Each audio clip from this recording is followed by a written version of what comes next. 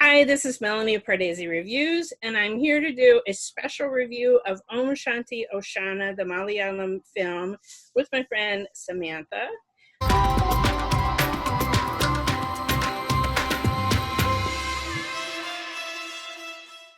But first, we're going to talk about Samantha's book that is releasing this week. She is a debut author, and her book is called A New Journey, and it's about a young woman teaching in a village in Kerala. So it reminds me of somebody, Samantha. Can you tell us a little bit about this book that's coming out on Tuesday? Yeah, for sure. This is what it looks like. And it's based on a true story of when I was living in a village in Kerala teaching English. And I have a terrible memory, honestly. So it started out with me writing down like all the little stories and everything. And then it just kind of became a novel. I thought when you had described on Twitter, I've been kind of following your journey of you've been going to school, you've been working full time, and you've answering 3 million questions on Quora and writing this book. So I thought, okay, it's going to be a memoir. It's going to be, it's going to be a true account, but you fictionalized it because as I was reading, I was like, okay, because I have followed you on Quora and so forth, as certain of the stories I remembered, but then they're expanded upon.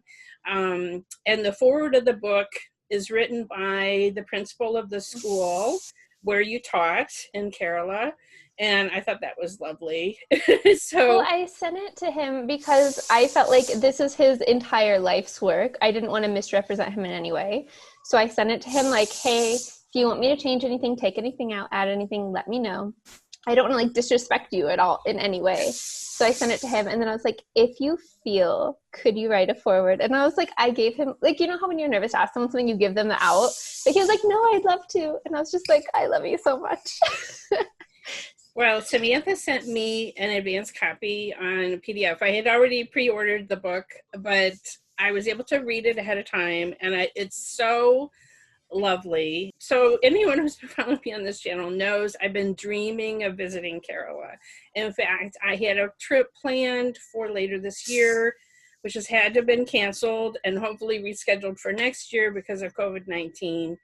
And this book was like the next best thing, the next best thing to watching the movies and dreaming about the scenery, because you described all the food and the setting and the friendly people, and just it was a way for me. Hi, Conan.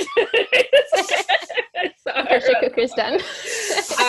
It was a way for me to visit and really be, it just absorbed in that whole world. That you lived in for a few months in this village and what it was really like. And then I was so delighted because I was reading it on an ebook version. When I got to the end, there's one particular story. Well, I'll let you tell about it, but there was photographs of that some of the stories in the book from your real visit. It was such a delight. And I wasn't expecting that. It was just like a bonus at the end. But one of my favorites was about you were eating with the children in the cafeteria, and I'll let you tell a little bit of that story. Okay, so as you know, like in South India, it's very common to eat with your hands, and I'm not accustomed to it at all. So all the kids were like, why are you eating with a spoon all the time? And then they challenged me to eat with my hands. So in turn, I challenged them to eat with a spoon, just as like a very fun like competition. And we all failed at trying the other's eating style. And I loved how you got a little bit tired of eating rice with every meal. Yes, I did hit a wall.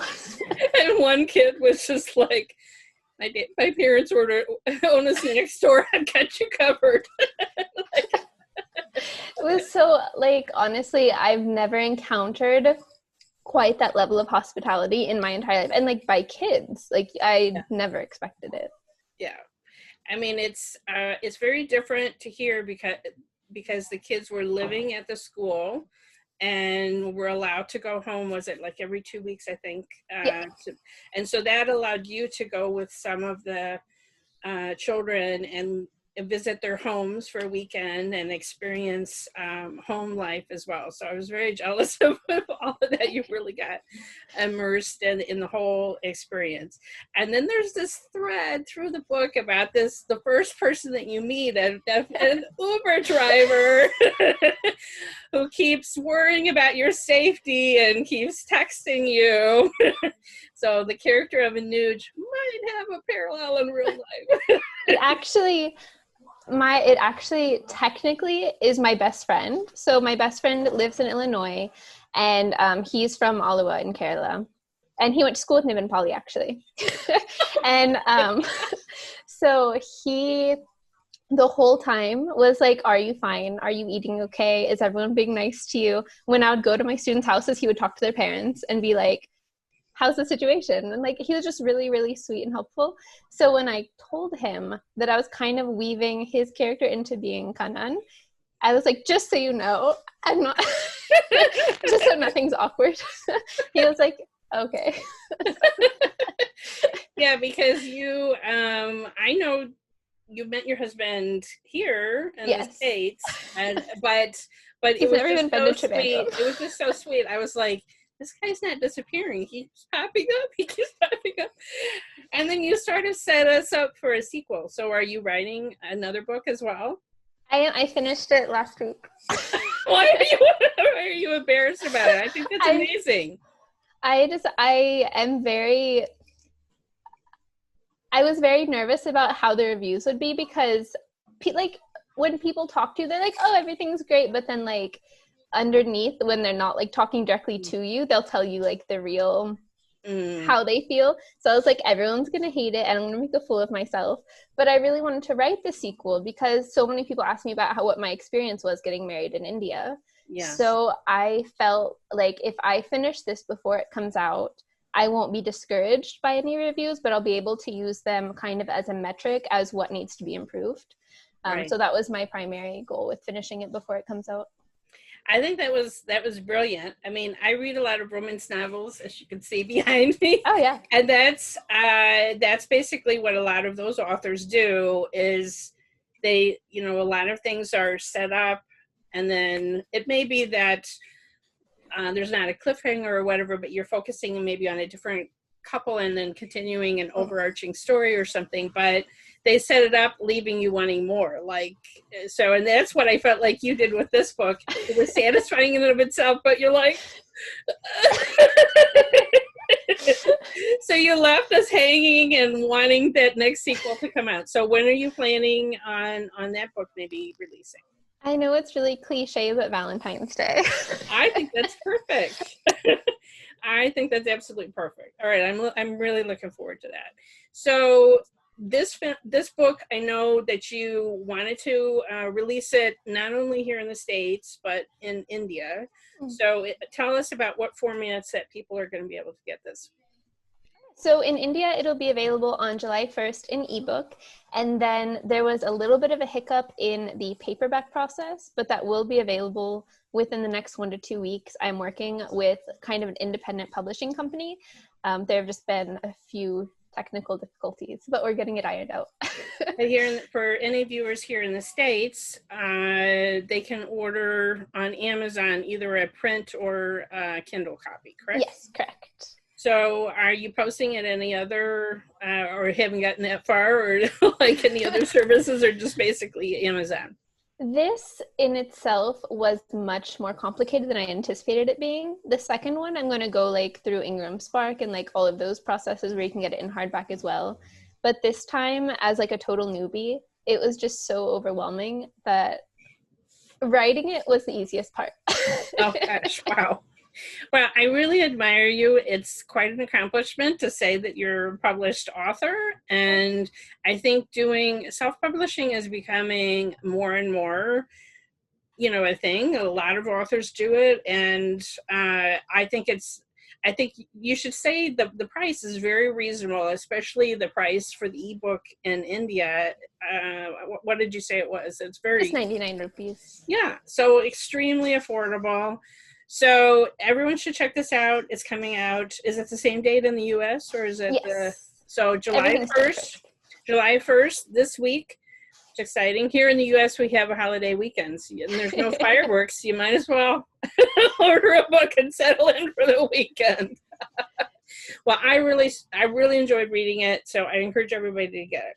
So in the book, I think you mentioned in the book that the first Malayalam film that you saw was Ohm Shanti Oshaana. Am I remembering correctly? The best movie. Did you see it in a theater, or did you see it on like a home on a laptop or something? I saw it streaming on a TV. Okay. Well, I bought it through Google Play. So nice. I also have like a laptop copy. And only through Chromecast, you know. Yeah, got it. And this was a film that I saw.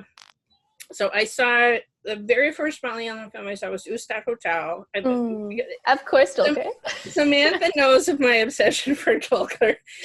I saw him OK Kanmani, and then I ordered the physical DVDs of Ustad Hotel and Bangalore Days. And so Bangalore Days was the first time that I saw Nivin Pauly. And Ohm Shanti Oshaana was very early on. I don't remember the exact same order, you know, but I think I was like, what else has this Nivin Pauly guy done? You know, when I watched a few of his films, and this was definitely one. And oh my gosh, his character is so different than the Bangalore Days character, because he's so it's a Yiddish word, nebbishy, like he's very nebbishy. Perfect. And some of the other like in certain parts of Permami, he's a little bit nebbishy too. But anyway, this film I saw very early on, and I didn't realize at the time all of the film references that were in it, like they went over my head. Now that watching it again last night, I get the Spada Cumbres. You know, I understand the poster that's on her wall. Like it was a different experience. I didn't get I know there's lines of dialogues from old films that both you and I are like, yep. But it's still, you don't, I mean, that adds spice to it, but you don't need that to just enjoy it. And right away, I was like, okay, this is what makes Malayalam film special, a woman's focused film. And this is a male director, but he is setting up, even from the opening credits, every picture of her as a child growing up in the opening credits is a tomboy picture. You know, she's doing archery. The toy she's holding on one picture when she's little is not a doll. It's a machine gun, a little toy gun. She's shown climbing trees and hanging upside down and doing all sorts of masculine or boyish kind of things. And she's an only child. And so right from the beginning, I'm like, whoa. And now having seen other films with Nazriya, I just like to go back and be like, wow. Like just how the way she was walking, just everything about the opening scenes before she starts wearing saris to try to impress Nivin. But I just love the way that she's acting. And she's such a tomboy, and like, okay, her dad's a doctor. I didn't really focus in. In fact, her mother, watching it as a college lecturer, so they're at a certain level in the village. And then Nivin Pauly's character, Giri, is a farmer, so who didn't finish college, came back to help support his mom. So there's all these class dynamics with them, and religious barriers, and she's got this huge crush on Giri after he rescues her at a water park. Yes. And I have to tell you, my husband, I was like, just sit down and watch the opening because this is so cute. And he stayed through the water park, and he's like, oh, who's going to rescue her? You know? But what a scene. And I was just thinking to myself, wow, Nivin just oozes cool. He does. In this movie. In a way, like, there's part of her mom, but he's like has an artificial swagger, like he's too cocky. And Giri's character is just like, he earns respect from everyone in the town from all the good things that he does. But I was like, wow, what a contrast between the Bangalore Days character to Gary. It was like, and so, yeah, I was, all my eyes in Bangalore Days was on Dolker, but of course, whoa, like this, so dreamy. This whole Gary's the perfect man. So dreamy. Oh gosh, and I love. I mean, this film has been out since what, 2014. So if you didn't guess, we're gonna get a major spoiler. But I love, he tells her, I know what you're going to say to me when she's about to confess her feelings for him. I know what you're going to say. I'm stop you right there. You should be concentrating on your studies. You're too young right now. And I think at that point she's only supposed to be, what, 17 or 16, very young. And I'm not exactly sure what the age difference is supposed to be, but he's definitely not 17. He's definitely like mid-20s, I'd say, at least. I think there's at least a 4-year age difference, if not more.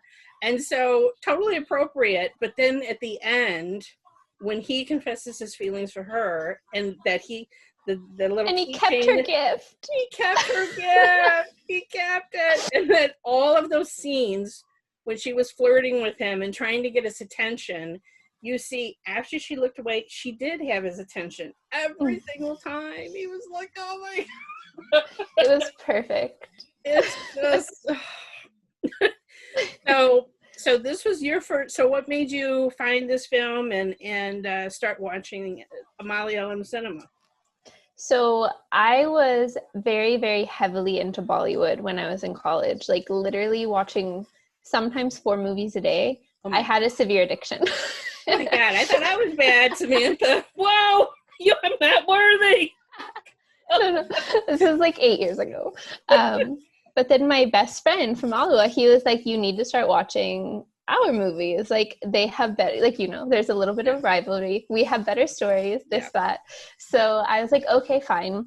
So he showed me a couple of like the older action movies, which aren't quite my style. So then he was like, okay, fine, I'll get you a rom-com. So he showed this movie to me and I was just like, oh my gosh, like obsessed with Nivin Pauly. I'm going to devour his entire filmography right now. So that's how it started. And Nazriya, she's like, this role was made for her. Like, she's perfect. It's just, the whole thing is perfect. And I loved like all the small touches, like her posters in her room. Yeah. It's not that she's fangirling, like, oh, he's so handsome. Like, she has Clint Eastwood and Rambo and Mohanlal and Smadikam. It's like all these action heroes. Oh, there's just so many little touches that watching it again and again, like, you have time to notice all the little details. Even the way she sits on the couch, she's just sitting with her knees apart and her mom is constantly chiding her. Or when she tries to cook for the first time. Like she steps over the threshold of the kitchen and the music swells. But this may be my favorite scene in all of Indian cinema, so this is really saying something, is when her parents are like, oh, we're talking to this marriage broker, we might be matching you up with someone, and she gets this look in her eye, and her mother jokes, well, instead it'll be her doing a groom viewing, and then she fantasizes about Nivin coming with a tray of cups. All-time favorite scene. He looks so shy. He was so shy, and he's just shyly, looking up through his lashes, and she's sitting boldly up. Oh my God. My favorite ever. I knew enough by that point to have seen plenty of bride viewings, to understand the humor of the switch. You have to have that background. Yeah, it does. I tried, like, it's something you can't quite explain unless you've seen, like, okay, I've seen 50 of these, and this is amazing. Oh, it is. It's so amazing, especially the way Nivin plays it, because he totally tones down all of that macho goodness, and it's just... Is it when they're asking him about his qualifications and he just like ever so shyly starts talking? Yeah, and she's like, oh, you majored in Malayalam, huh? Oh my gosh, it is the most perfect. So yeah, it's to me, it was like cemented in my mind. Malayalam films are special. Like, they pay attention to women's stories. And it was this whole film is her journey, not just her getting a man, but her journey of choosing a career, all the coming of age things that we see every other young teen boy character go through. Exactly. But we're getting to see her go through all of those things, the exams, everything. And you know, trying to choose between two guys versus a guy choosing between two girls. Exactly. You know? Everything is turned on its head. And I didn't know who Vineet Srinivasan was when I first saw. It's like, now I'm like, okay, now I understand why it's a big deal that he was doing this little cameo. You know? Of course. So, but there's so much about this film that I love. And this was I guess Nazriya was also in Bangalore Days, but she hasn't made enough films for us. I think we would agree, right? I need, like, she took that break after she got married, and I was just like, Nazriya, no. I understand. But I totally admire her because she is really enjoying producing films with her husband Fahad, and so their recent film Trans. That was huge. You know, she produced it. I mean, it was really offbeat and different, and I admire what they're doing. But it's like, in front of the camera. I know. Yeah. I mean, Kude was also good. That was her return film with Prithviraj, where they played siblings, and that was another kind of a quirky kind of a role for her. But yeah, she's so special. I just wish she would give us a little bit more. But she's young. We need more of her and Nivin together. That's for sure. That is definitely. They have so much chemistry. Like, they're. Yeah. I love them. And I mean, there's and the guy that plays her father, I don't remember his name, but now I've seen him in so many other roles. So it was. I mean, I've seen him in villain roles. I've seen him all different kinds of things, and it was really fun to watch it again and see him as this doting father who also, from the very first scene when Nazriya's character is born, they turned that a girl is trouble, that a girl baby is useless, all of that on its head, because he's waiting and the nurse makes a mistake after this guy says, oh, thank God you had a son, because girls are so expensive to get them married and you have to do this and they're just a burden, and and she's like, oh, sorry, it's a girl. He just looks and he's like, I thank you for this blessing of a daughter. Like, you could tell just from the opening moments, it doesn't matter to him, he's just happy to have a child. Which is such a good message. It was such a good message. I didn't understand completely how important that was from the, the limited number of films that I had seen, and it is so important. And but yeah, I just loved it. There's nothing negative for me to say about this. Same. Even like that scene when she's in college and she takes the biscuit from the professor, like, I died laughing.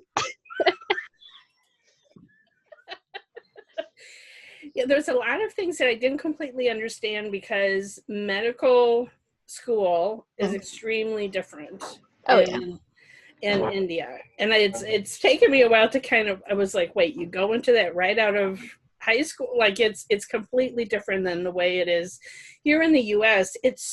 Frankly, I think it is too long because students get an entire degree in college, a 4-year degree, and it could be in anything. It could be history or something, but typically people do take the chemistry classes, the biology classes, things like that. Then they have to take a test to get into medical school. Then they have to do training. Yeah, it's just, and then if you want to do surgery, it's beyond on top of that. So it's so different. Like I saw, Arjun Reddy was another education. Oh, Arjun Reddy. Yeah.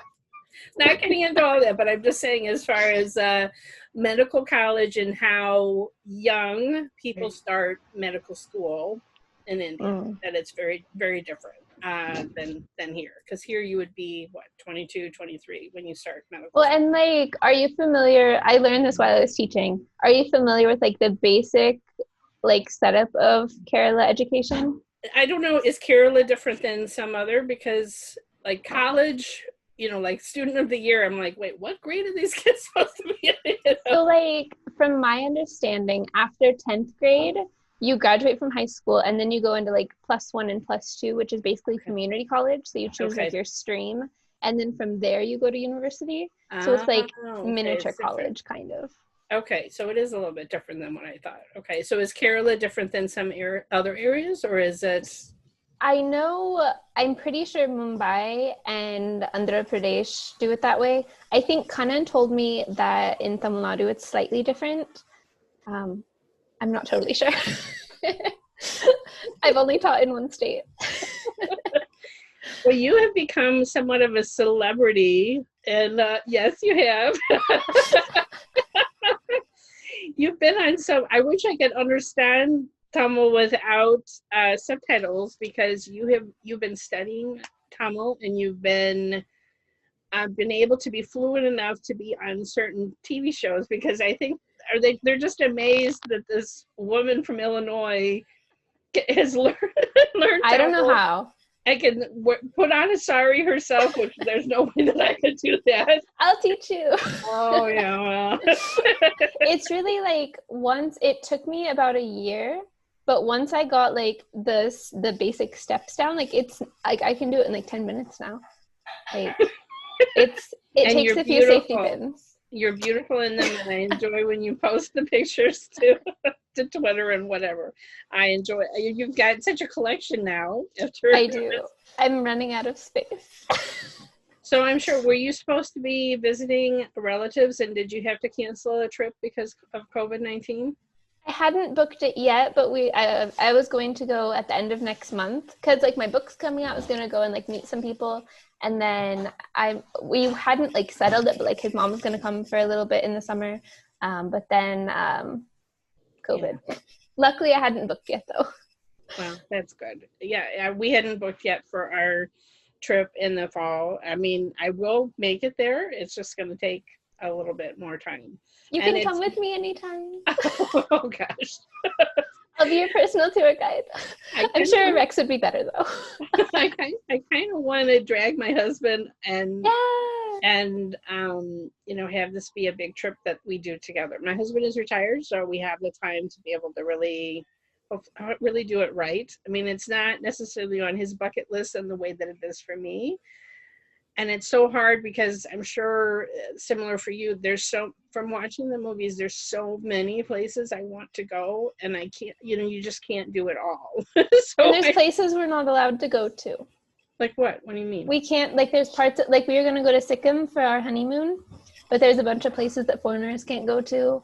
And then like Kashmir, obviously because of all the conflicts, we can't go there. So a lot of limitations.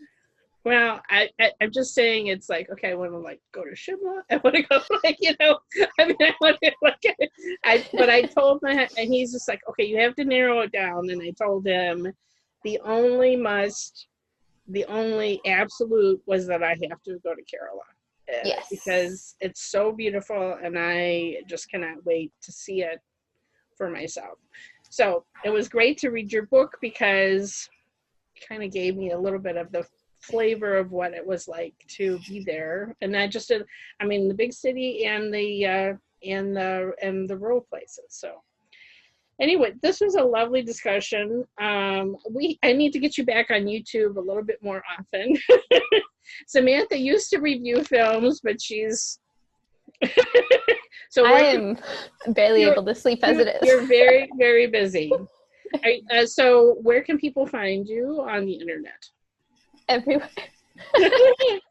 So I'm on Quora, Samantha Kannan, Instagram. I'm embarrassed to say TikTok. You do TikTok now? I don't do the dances.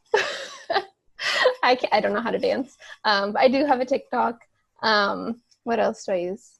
Twitter. I'm non-Samantha, like the Tamil version of non, not the bread version of non.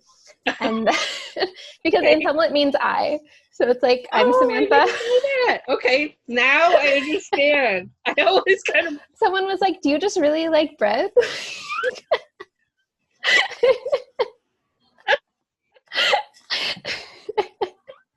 was like, no. Next, I'll be like Roti Samantha or something. The next service that comes out, well, you'll have to corner that name for the next one. Yes. But I think that's all I use. Oh, Instagram, Twitter, Quora. Like, I'm technically on YouTube, but I don't really use it. So on Quora, okay, we were finishing, but now I have another question. How many followers do you have on Quora now? It's some insane number. Come on. 78,000. I have dabbled in Quora, so I enough to know that that's amazing. But how did that start? Because was it that you saw a question and you just jumped in with an answer? I don't remember how it started. I actually was boycotting Quora because every time I'd Google something, it would be in the results. And then I would read the answer and see something else that looked interesting. So I'd click it and it'd be like, you have to log in to continue. And I would get so mad. So I was like, I'm never using this website. I hate it. And I swore to myself I would never register. And then someone on Twitter was like, you should join Quora. Like, you would give really good information. So I Googled it, realized it was the website that I hated. And was like, okay, fine. So I made an account. And then the first question I answered, I think, was like, should I learn Tamil or Hindi? So since I had studied Tamil and Hindi both, I kind of gave some insights as to like in what way this one was easier, in what way this one was easier, just to help them narrow down what interested them. And then I logged out, didn't think anything of it. And I kept getting emails about it, like, oh, we've sent it to our digest. We've done this, we've done this. And then I logged in and like 500 people had followed me. And I was just like, why? So then I just answered a few more questions. And yeah, I think it was, I answered a question, does anyone not from India watch Indian movies? And that was a post that kind of blew up for me. And I haven't stayed consistent with it, but it kind of spurred me to go forward with doing a blog and doing, my YouTube channel, because there was all this interest and amazement and, oh, well, if you like, because I named certain films, I'm like, this is why I like Indian cinema, because it gives me things that I don't get from American cinema. You can relate. It's absolutely rare to see a pure-on romantic comedy anymore. So rare. Very rare in American cinema. I think Crazy Rich Asians, which was... I love that movie so much. So good.